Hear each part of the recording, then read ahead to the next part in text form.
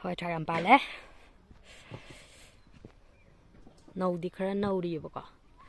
to si pa li mem jong pa le am pa le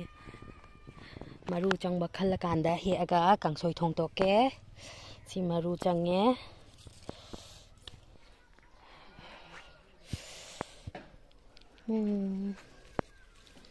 cái số maru chang mam lai da mem si ge he ba ko hoi tha ka khamen sing ga kang soi thong ge to ba ne khamen na sin bi ni si ni si su he ni si da gi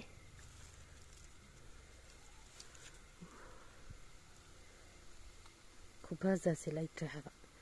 kupa nam da hoi khamen sin mi man yong ura ba si ga se manung da sam pa le si ga Zarung ni pa li. Hi ma'am, welcome back to my channel. Ado ma'am ngasi ki blog city sa injang thong made horase ngasi ki mathel se kangsoy ama du dei nga ma tawre. Aduga makan je aina namnap laung na ngauge na ngaure yang tu machu ga je yeng bade am phajara tra do haudok so am male hausu hauki mayam phaglang je sala mela sa de ha ba masigi usik matai manau ani jina masa po om dai de la ka ni basida दुगो माथि जिंग जलो आम फाइजले आइने ने उपाय ले मंद दन ने खमरा अमु सेंग दो ई अमु फाइजले या दु उपाय ले मंद ने स्वाइने यारा बने हाबा योंने सिबो होंना रिबा मकोन जे थुगा बिबा जु नुंगाइ देबो को ना इमुंग दे स्वाइना साबा जे मीना दि फै हाइने खरा हमना सु फति हाइने खंगदे दो योंग को मैम स्वाइने यारा का खांगा बने हाबा माथि जे सेंग दो जो दम फाइजले याद्रे हाबा सेंग दो को सु याद्रे हाबा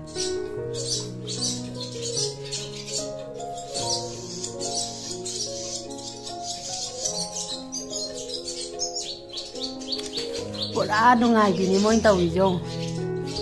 am ti nungai bini moin tau yum ji da imung ji da noi hendien malabani ko yum je yadre na thi nga ka ngai re ma'am akhoi ma ga aiga hawai mu bi he ine ba ko tu hawai mu bi je hawai mu bi he i ba ko kanu hawai mu bi je hozik am ta ngi hai ba hawai mu bi se khara pa le ba ko handak de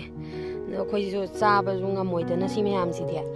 na kai then pham bi da yon na ba pi gi ge tau ba ne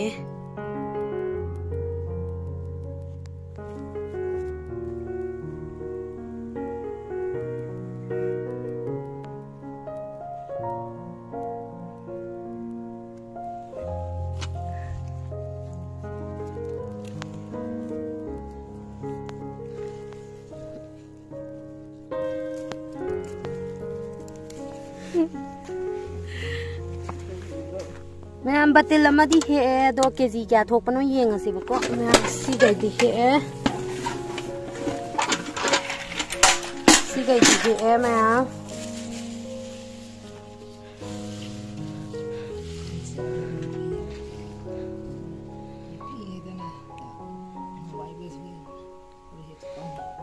kg kya thok ki yeng asi ma'am kg ama silai de kg ama hena lumme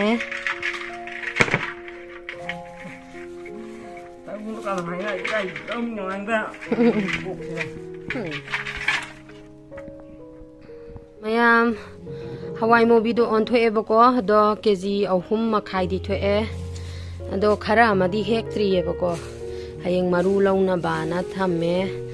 hawai mobi do amna ma pop sawe ba ko phajare ba ko do gi maru lau se na khara makha e mayam sida nupi ani laije sanali kon yon bala ine ba ko adu akhoina season naramba khuji khudop aman ba kai ka do adu su lawe ba ko adu ai su langthokra ge na yom jalaga thamba khuji khudop aman ba kai ka do langthoki doi saruk podi lupa 10 kon da su ai su kana hoba moi do su kana ga da ba na puthoga pibiri ne ba ko khudop se pa me ye ma su se adu ki khudop se maga koi magi sana se am nu sidro sana am se sara bhasari tu siga sabi ne koi magi ai na Next thing se mi gi tai bion thamam da ne do si tai thokki ge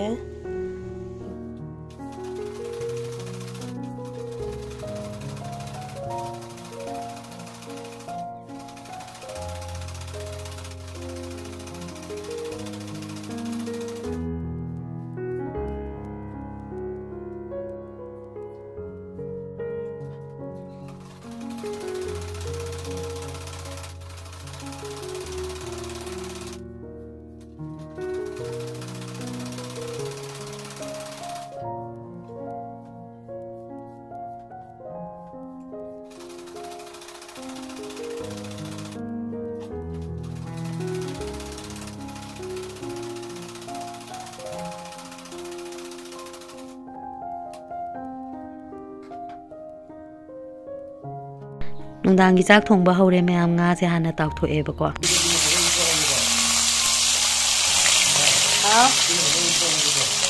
ꯁꯤꯅ ꯊꯣꯡꯉꯒꯦ ꯍꯪꯒꯥꯝꯒ ꯇꯧꯔꯒ ꯁꯤꯅ ꯇꯥꯎꯔꯒ ꯊꯝꯃꯒꯦ ꯉꯥꯔꯧ ꯆꯥꯅꯕ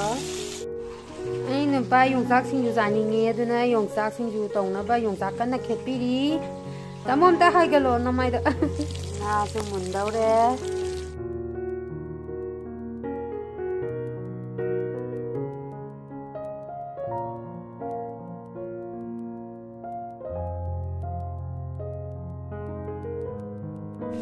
ꯉꯥ ꯇꯥꯎꯕꯗꯤ ꯃꯨꯟꯖꯜꯂꯛꯑꯦ ꯇꯤꯜꯍꯧ ꯆꯅꯝꯁꯨ ꯁꯦꯝꯕ ꯂꯣꯏꯔꯦ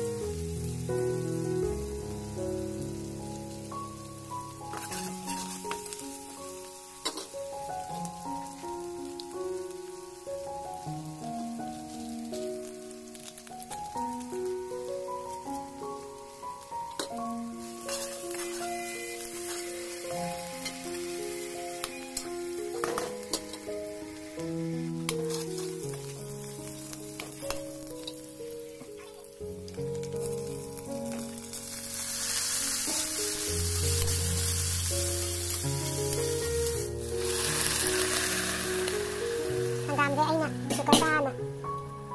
amukang sisam kam tuaban ngari otpada toidana ba khara chuna ba na toidana ba loin toida ba mundau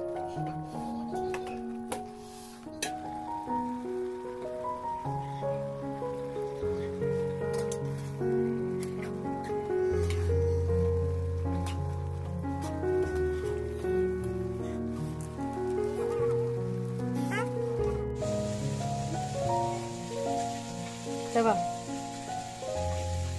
kejeng dong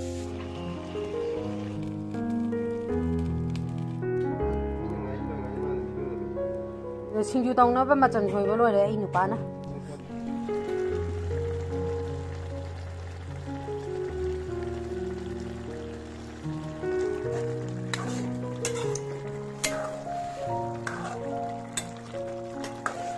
Insang thong bazu loire do cha ising ju cha thoe cha ising cha thokpa loibaga khul ngakpa muk thokle e lekai da ado mayam je ngo phamana phamba hipana hippa aisu mai yairaga leire aduga mayam aigi video se swaida loisana ba tawrage video se bu nungai biraga di like share subscribe tawbiramu nungai su nungai traga su kwa aibu nungsi biduna support tawbiu like tawbiu comment tawbiu share tawbiu adudi mayam video se swaida loisana ba tawrage mayam bye bye mathangi video da muk thengnarase